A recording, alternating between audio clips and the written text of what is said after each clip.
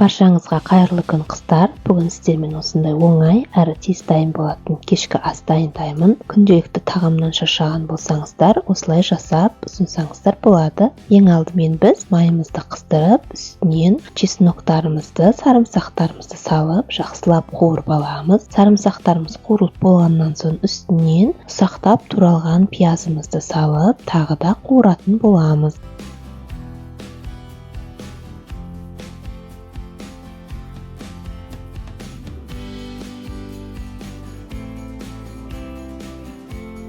Пияздарымыз осылай әдемі болып қуырылып дайын болды.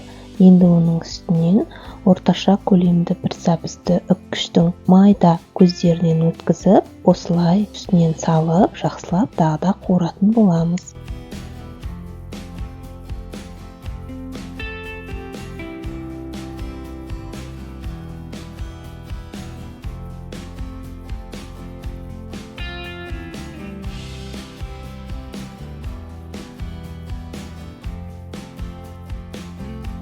Енді біз фаршымызды салып, тағы да қуыратын боламыз. Фарш ретінде кез келген етті алсаңыздар болады.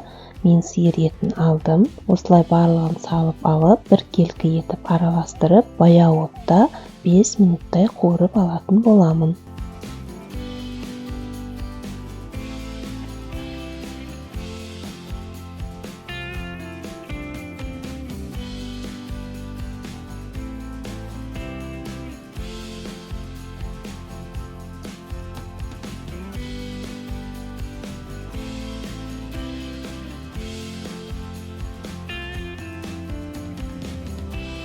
Дәміне қарап тұзымызды және паприка саламын. Кішкене қызарып, әдемі болу үшін бір ас қасық томатты қосып, барлығын жақсылап араластырамын. Егер сіз қаласаңыз, өзіңіздің қалауыңызға қарай түрлі тағы дәмдеуіштерді қоссаңыздар болады.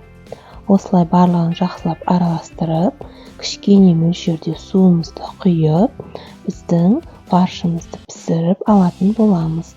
Қақпағын міндетті түрде жауып қоямыз және отымызды баяу отқа қойып, қайнатып, барлық көкөністер піскенше қадағалап отырамыз.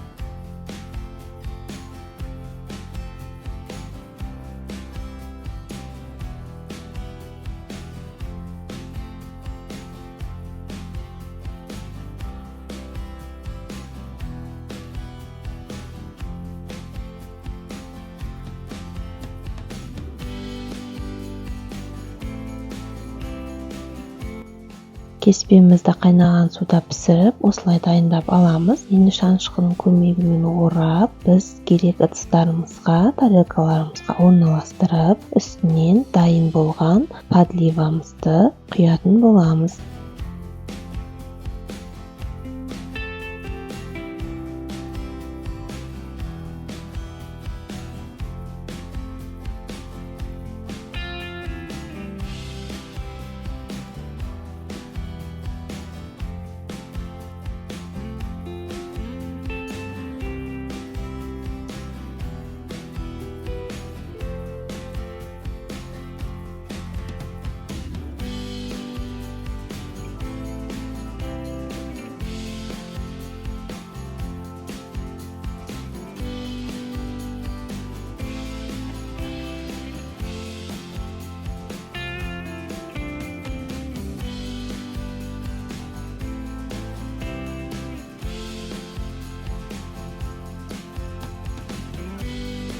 Тағамымыз одан да әрі дәмді болу үшін осылай көк пиязды және үстінен үккіштен өткен сырды салып шықтым. Егер сізде сыр болмаса, салмасаңыз да болады. Және жанына көк шөптерден және помидор немесе осындай мен секілді салатты ұсынсаңыздар болады. Ас болсын, сіздерде міндетті түрде жасап көріңіздер. Менің арнама тіркелмеген болсаңыздар, міндетті түрде тіркеліп алыңыздар. Алдағы уақытта ерекше, оңай әрі дәмді рецепттермен бөлісетін боламын.